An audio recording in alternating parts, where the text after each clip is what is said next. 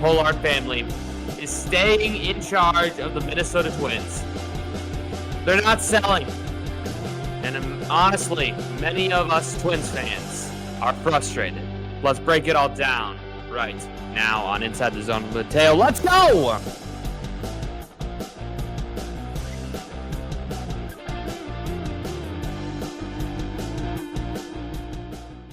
All right. It's breaking news time, everybody. We're going to remove this. And we're going to add it, everybody. Here is the letter the POHLAD family graciously provided to us Minnesota sports fans. And I'm going to read it as follows. For more than 4 decades, more than 40 years, our family has had the privilege of owning the Minnesota Twins. Okay. The franchise has become part of our family story, as it has for our employees, our players, this community, and Twins fans everywhere. Okay, that first paragraph is not the bad stuff. You could even start like, oh yeah, we're selling the team now. Like you could end, like you could open it like that. But Joe POHLAD continues to say, over the past several months, we explored a wide range of potential investment and ownership opportunities. Our focus throughout has been on what's best for the long-term future of the Minnesota Twins. We have been fully open to all possibilities. After a detailed and robust process, our family will remain the principal owner of the Minnesota Twins to strengthen the club in a rapidly evolving sports landscape. One that demands strong partnership, fresh ideas, and long-term vision. We are in the process of adding not just one, but 2 significantly limited partnership groups, each of whom we will bring a wealth of experience and share our family values. All right. The last paragraph says, we see and hear the passion from our partners, the community, and Twins fans. That passion inspires us. This ownership group is committed to building a winning team and culture for this region, one that Twins fans are proud to cheer for. Man, oh man, oh man. What did the POHLADs do?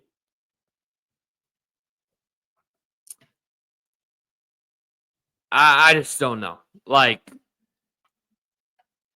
the Twins fans hate you enough, and you're just making them hate you even more. So basically, this is what's happened if you got lost, because the POHLADs sometimes don't word things like the best way, because I don't know if they really care. They said they've looked at selling, they've thought about it, maybe flirted with the idea, and then they said, nah, we're going to stay here. But here's the kicker, you guys. While they say they love the fans, if you look around, a lot of us feel pretty strongly that we're being ignored and undervalued and honestly kind of hated by the ownership. And let's be real, that letter, it's full of optimistic phrasing, but it doesn't really address any issues fans care about. Minimal moves after a playoff run, payroll cuts, key players gone. It's not exactly, quote, strengthening the club.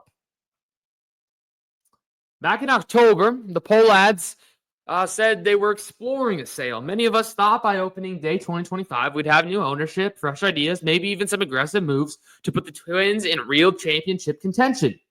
Even MLB Commissioner Rob Manfred hinted it was likely that there would be new ownership. Instead, we get this. 2 minority partners, but control stays firmly with the POHLADs. I mentioned payroll, but we're going to talk about it. Let's talk about these numbers, because numbers rarely lie. The Twins have over $400 million in debt. Payroll dropped around about $30 million after the 2023 playoff run. And this season, they traded away 10 players, including Carlos Correa, cutting another $26 million. Also, some numbers from the fans. Attendance has tanked. One of the recent games has just gotten over 10,000 fans at Target Field. That's one of the lowest non-COVID numbers in Target Field history. You've got to ask yourselves, are they really committed to winning or just maintaining the status quo? 2 years ago, the Twins finally broke that long playoff drought with a wild card sweep over the Toronto Blue Jays. That felt like a spark, a chance to build something lasting. The fans were excited. They were storming the streets. It was one series win, and then obviously they lost to the Astros. But what did the POHLADs do? What did the organization do? Minimal talent additions, key players walking out the door and letting go of Sonny Gray, who was literally one of the best pitchers for the Twins during that playoff run. He could be considered an ace. He was about 30, 31 years old, which you could give him a couple years. You could have him through up to this year for sure. But they just let him walk in free agency. They didn't even make an offer for him. That sent a very clear message. Competing at the highest level is not a priority here. So what does all this mean for the team? Let's break this down. So payroll. This is the total money spent on player salaries. In 2023, it was $156 million. 2024 down to $130 million. At 2025, they traded the players away, like Carlos Correa, saving $26 million. That's money that could be have been invested, in keeping top talent. It might save on expenses, sure, but it screams we're not going all in. There's no salary cap in the MLB.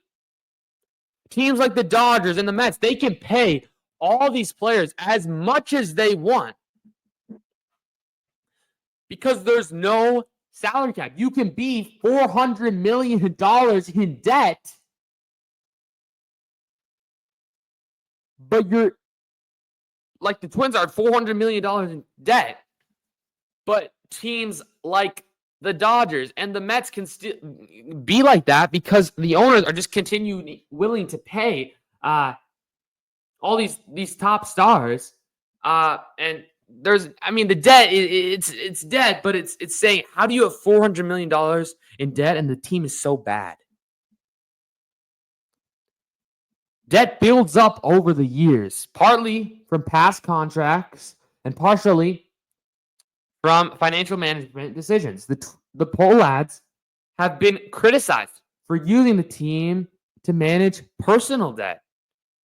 The result, less money to attract and retain top talent. So when you combine lower payroll with high debt, it's hard to compete at the top level. Fans see and they think, why are we stuck in neutral while other teams are going full throttle? A question that's buzzing around my mind and probably other Twins fans and media. What about players, like Pablo Lopez or Joe Ryan, who are due for bigger contracts? Joe Ryan, a young ace pitcher for us, is a free agent at year's end and will need a contract. Do they even want to stay when payroll seems frozen and ownership might not invest in keeping talent? If players see better deals elsewhere, especially after watching stars getting traded or salaries cut, they might start thinking about leaving. And it's not just about the money, it's about trust. I don't think anybody trusts the POHLADs. When ownership doesn't signal that winning is a goal, it can create a ripple effect. Losing a top pitcher or core contributor, and suddenly that stability the POHLADs boast about feeling is more like regression. So here's the reality. The POHLADs kept this team in Minnesota and have been a part of our sports history for decades. That is true. But this cutting payroll, trading stars, letting go of your ace after a long-awaited playoff series win, it just doesn't scream ambition, I think. Adding minority partners is nice PR, but unless the money actually hits the payroll and brings in talent, it's just talk, y'all. And many fans feel ignored, frustrated, and honestly a little burned by that letter. So what should we watch in the coming months as 2026 approaches and the new season eventually? I think there are 3 to 4 things we could look for. Who are these 2 new limited partners? Will payroll actually increase in 2026? Will they pay guys like Joe Ryan $30 million a year for the next 5 years? Will the Twins make bold moves to retain talent or attract big names? There are a couple guys in free agency. That you could easily try to get with, like, you have money. Like, let me pull it up.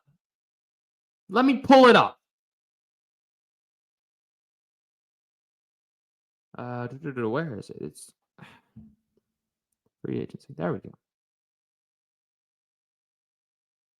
go.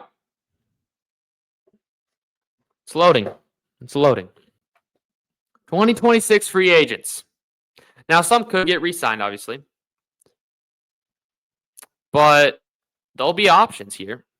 I'm pretty sure there are some big names. Alex Bregman. Right? Like,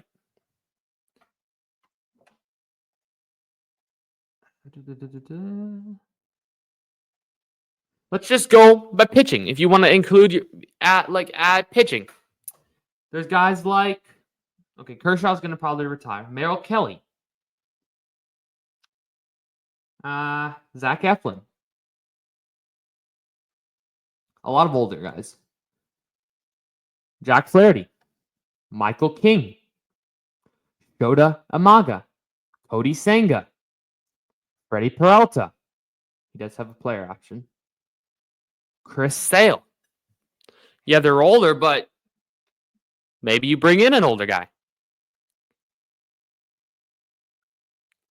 Are there infielders? There's probably infielders. Pete Alonso.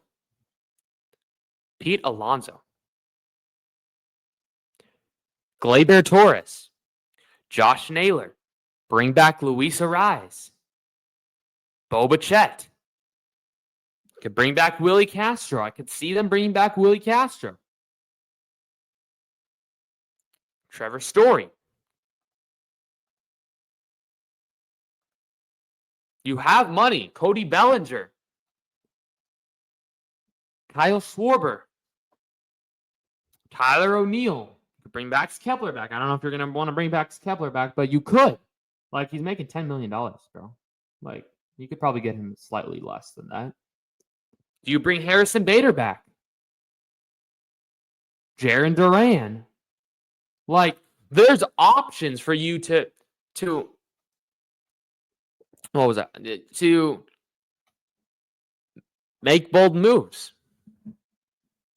And then that final, like, what should we be watching for? Will core players like Lopez and Ryan stay, or are we looking at potential departures? They did not trade Joe Ryan. He could just walk out the door. And he'd get a good offer. You basically just give him up for free like you did for Sonny Gray. So that's the breaking news section of today's video. A letter from the POHLAD family. Now, today, we are going to actually talk about some actual sports, and we're going to talk a little bit more about the Twins. Twins. Let me pull up the Twinkies, bro. Where are they? My windows are all messed up. Which one? We're going to do... Yeah, we'll do this one. The wild card race. Because the Twins are not completely out of it. You can see. I mean, 6.5 games back. It's not pretty. But it... Uh-oh. Uh-oh, what happened?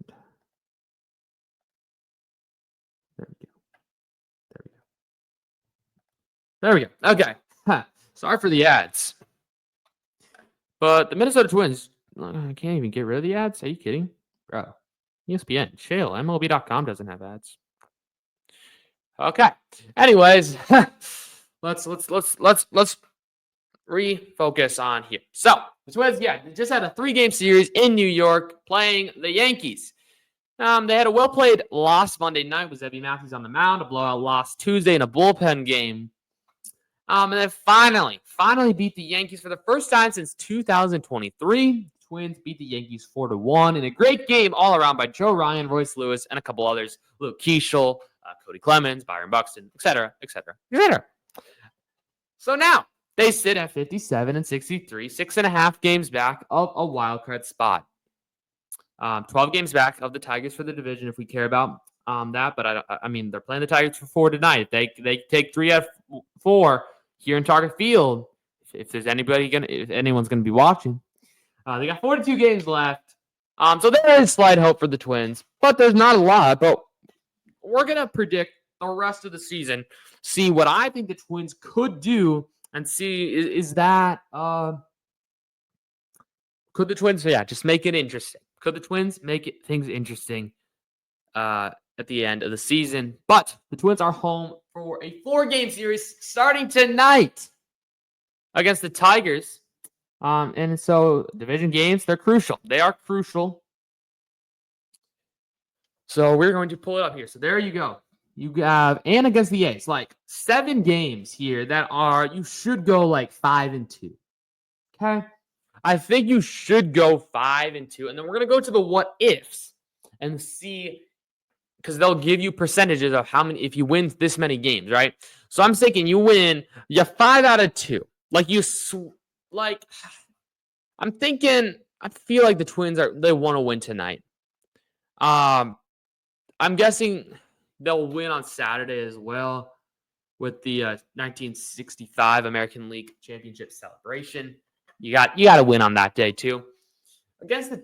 Who's on the mound for the Tigers tonight, bro? Like, that is something I did not look up. I don't even know if I'm recording this early in the morning. So I do not fully know if anything is even out. Just because it is early and they don't play at 6:40 or something like that. It's loading. Sorry. They usually they usually announce the pitchers prior, because I think Chris Paddock is going to play today. Oh gosh. Okay. Bailey Ober versus Tarek Skubal tonight. That Tarek Skubal. I mean, I think the Twins actually did fairly well against him in Detroit a couple weeks ago. I'm probably gonna have to say we take the loss today. Maybe not. Maybe we win Friday, Saturday, and then lose Sunday. I feel like that's typical for your Twins. So Bailey Ober on the mound, though. It could be an interesting pitcher duel tomorrow. Do they have anything out for tomorrow? Charlie Morton is pitching for the Tigers tomorrow, but it's to be determined. It's probably going to be a bullpen game for the Twins. And then Saturday night, Zebby versus Casey Miz. And so does Chris Paddock not pitch here? No, Chris Paddock is pitching Sunday afternoon. And again, that is to be determined for your Minnesota Twins. So I think, 2-2 against the Tigers is pretty valid. And then I think you got to sweep the A's. I think you have to sweep the A's. I know they've been playing decent. Like if you look here, like they're 54-69. They have a one. They have 5-5 in the last 10. I still think you're gonna sweep them. I have a feeling if you don't sweep them, like you have these 3 against the White Sox as well. I think you go 5-1 or 4-2. I think the Twins will roll. They were hot before that Yankees. Like they won right here. Look, so to start August, they went 1-2 in Cleveland, then 2-3 in Detroit. So you were at 500, right? And then you took 2 out of 3. You were above 500 until the Yankees, and you're like only 1 game or 2 games up below 500 to start August. They're playing some pretty good baseball. Minus, like I know it says 6-2 here, but the bullpen just really blew it on Monday night. But they looked solid last night. I say you go 2-2 against the Tigers, then you sweep the A's or you sweep the White Sox. I think you're going to sweep one of them, and then you're going to take 2 out of 3 out of them. So we'll say we'll give you 5 wins this series. These next 2 series, 7 wins. And then the Blue Jays, you drop. You drop 1 out of 3. So you have 8 wins. And then against the Padres, you take 1 out of 3, I think, again. So you get 9 wins. Like, it's not looking good. But then you play the White Sox. You take 3. 12 wins now. Then you take 2 out of 3 from the Royals, 14. I think you're going to go 1 out of 3 from the Angels. So like 15, 16 wins. D-backs, I think we could go, 16, 17 wins here. And then you play the Yankees here. You have some, we saw we could compete with them. It really depends on a lot. I think we'll go 1 out of 3 though. So I'll give about 18 wins by September 18th. And then you got 4 against the Guardians. I think you have to take 3 out of 4. If you don't make 3 out of 4, your season's over. So like 21 wins, then you take. It depends on if some of these like they might rest some of these players. Like 21, where does 21 take you? If you win 21, like chances are not good for you.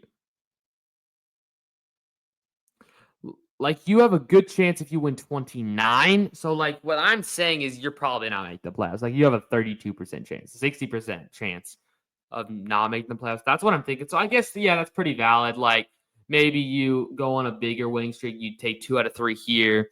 You maybe steal 1 more from the Yankees, and then you maybe go like 4 out of 6 out of these teams if they're not fighting for it. Phillies are going to be fighting for something, I bet you. Tigers probably. I mean Rangers. That could be a wild card series though. Like you could be fighting for a spot, but I think it might just be a little out of reach here. But we're talking about like 6-7% of your games. 67. That would take you at 85 and 77. You'd have a 40% chance to make the playoffs, depending on what other teams do. I don't know. I think a lot has to go in your favor, but if the Twins sweep, it's interesting. It goes up 4% or something like that. But yeah, I don't know. It's unfortunate for your Twins. Like you see, even if they win, to be comfortable, you have to win 74% of your games. I think that's too much. I think they're going to be about 62% to 67. So that's like getting 83 to 85 wins on this season is not too shabby, and you're in a good spot for next year. But again, you never know what those POHLADs are going to do, just because they're so weird sometimes. It's just like I don't know what they're gonna do. To be honest, like with you, like they could surprise everybody, right? They could surprise everybody. Sorry about that. And then change their whole way of doing things. and I hope they do, but you just don't know. I think that's gonna do it for today.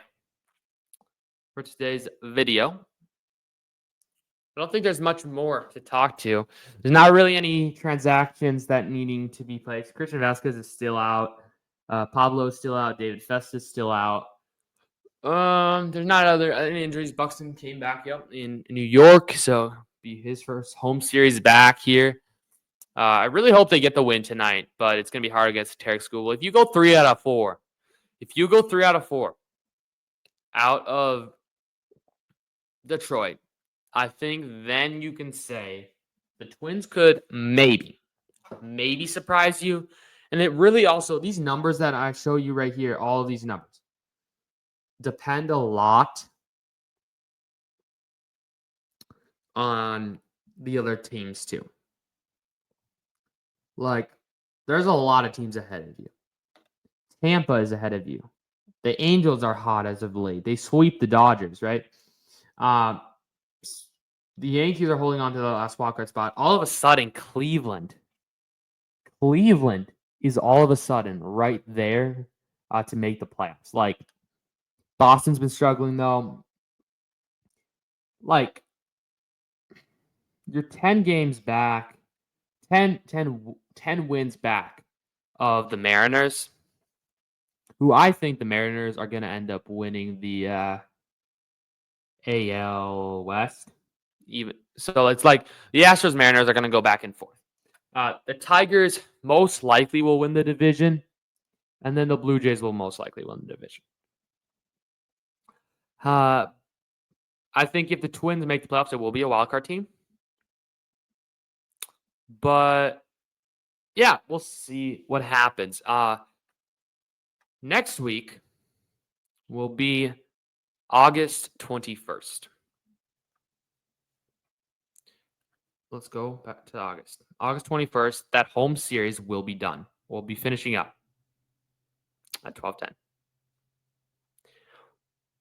If they go 5-2, like I think they should go, meaning sweeping the A's and taking 2 out of 4 from the Tigers, or 3 out of 4 and then dropping 1 out of 3, something like that. Maybe my expectations will be a little higher, and we'll see then the what-ifs. The what-ifs at this time of year we'll look at every week to see. And then again, we'll see another 6 games pass, and then the next Thursday, the 28th, we'll check in. And then 3 games again. Oh, they have a 640, so we won't know. We'll have another 6 games to see how they do. It's going to be all these 6 games. They have a lot of Thursdays off, meaning we get to kind of debrief and see what happens. That Monday's off till the last, right? It's going to be fun, even if the Twins don't make the playoffs, which like we're expecting them not to. But like it's always fun to break down all the wild card races and stuff, because in general, like we'll break down like the NL wild card races as well, which I think is pretty set. But we'll see what happens. We're about 30 minutes into the recording. 30-minute episode for y'all. I think that's a pretty good episode for y'all. And I just wanted to just thank y'all for watching. I hope you just enjoy the video. I hope you like my podcast. If you're watching, I think you're liking it. But yeah, if you're not already, hit that like button and subscribe button. Turn the notification bell on so you never miss an episode. Always check the post section also on my channel. I might put up some polls. I might put up some posters. Like, when am I posting? I've been haven't posted in a while, so it's been fun. But yeah, like, subscribe. Always do that stuff, because why not? It's just a button and it helps me grow. And yeah, we're just gonna grow. So yeah, I hope y'all have a wonderful day. Thank y'all for watching. Peace.